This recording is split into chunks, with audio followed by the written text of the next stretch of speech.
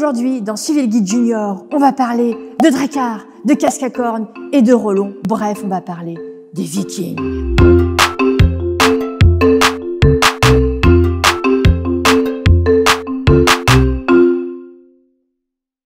L'abbaye de Montivilliers que vous connaissez n'est pas la première à avoir été construite. En effet, une première a été fondée en 684 par saint Philibert.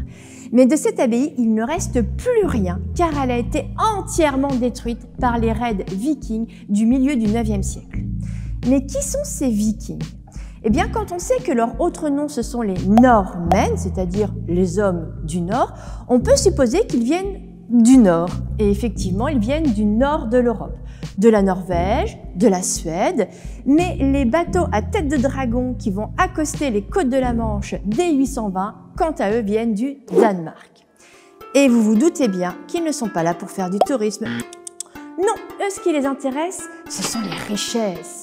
Et comme ce sont des petits malins, ils ont repéré un endroit dans lequel il y a énormément de richesses. Ce sont les églises et les abbayes. Or, dans ces abbayes, qui vit? Eh bien, ce sont les moines et les moniales, c'est-à-dire des religieux qui ne savent pas se battre et qui, de toute façon, n'ont pas d'armement.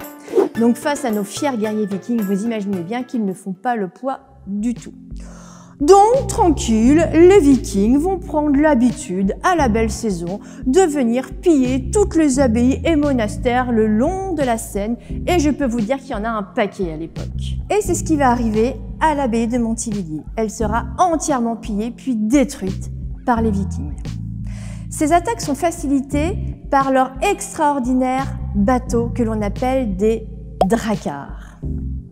Alors là, j'ai une mauvaise nouvelle pour vous. En réalité, le mot Drakkar, ça n'existe pas. C'est une invention des historiens du 19e siècle qui l'ont créé à partir d'un mot viking, dreki, qui veut dire dragon. Mais en réalité, les Vikings appellent leurs bateaux des langskip, c'est-à-dire des bateaux longs. Ces langskip ont des atouts considérables. Ils possèdent une grande voile carrée qui leur permet d'avancer vite en cas de vent. Si le vent tombe, ce sont les 60 à 100 guerriers embarqués à bord qui vont prendre les rames. Il n'y a pas d'esclaves à bord des bateaux vikings. Ils possèdent un fond plat, ce qui leur permet de naviguer sur les océans et sur les fleuves et les rivières. Dans le cas qui nous concerne, ils peuvent passer facilement de la Manche à la Seine. Et ils sont extrêmement maniables, d'autant plus qu'ils sont amphidromes, c'est-à-dire qu'ils possèdent un avant et un arrière identiques, ce qui leur permet d'éviter des manœuvres compliquées pour faire demi-tour. Il leur suffit de repartir dans un sens ou dans un autre. En plus d'être d'extraordinaires marins, ce sont surtout de très bons guerriers très bien armés. Ils possèdent une épée, une hache, un bouclier, souvent rond, et bien sûr un casque, soit un bonnet de laine, soit un bonnet de cuir, soit pour les plus riches, des casques en fer avec des nasales ou des lunettes. Mais pas de casque à cornes, ça n'existe pas, ça n'a jamais existé, aucun guerrier viking n'a jamais porté de casque à cornes. Le mien, il est juste là pour faire style.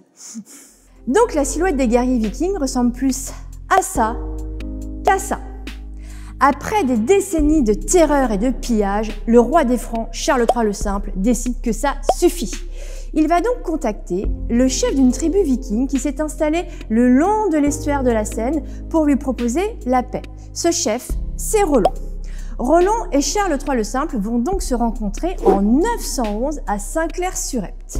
En échange de la paix et de sa conversion au christianisme, Rollon va recevoir du roi des terres qui vont devenir la terre des Normen, c'est-à-dire la Normandie.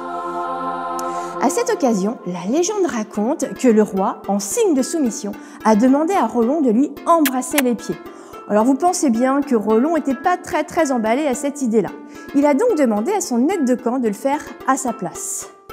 L'aide de camp, au lieu de s'agenouiller comme il sied devant le roi, a saisi le pied de Charles le Simple et l'a levé d'un seul coup vers lui, déséquilibrant le roi et le faisant tomber en arrière. Cette mésaventure ne va pas empêcher la paix de se signer et très rapidement, les Vikings vont se fondre à la population franque en se christianisant et en abandonnant leur langue, le norrois. Quant aux descendants de Rollon, ils vont reconstruire les abbayes qui avaient été détruites par leurs ancêtres. C'est le cas de l'abbaye de Montivilliers qui sera reconstruite en 1035 par Robert le Magnifique, l'arrière-petit-fils de Rollon. On peut donc penser que des Vikings, il ne nous reste plus rien. Et pourtant, quand on prend une carte de la Normandie et que l'on regarde le nom des villes et des villages, il suffit de voir les mots Tot, Bec, Fleur, Bœuf, Dalle, Dieppe, Côte, Us, Houle, pour se rendre compte que l'héritage des Vikings, nous l'avons à travers la toponymie de nos villes. Bref, les Vikings ne nous ont pas laissé que des armoires à monter en kit et des petits pains suédois qui font des miettes partout quand on mange. À la prochaine et en attendant, n'oubliez pas le guide.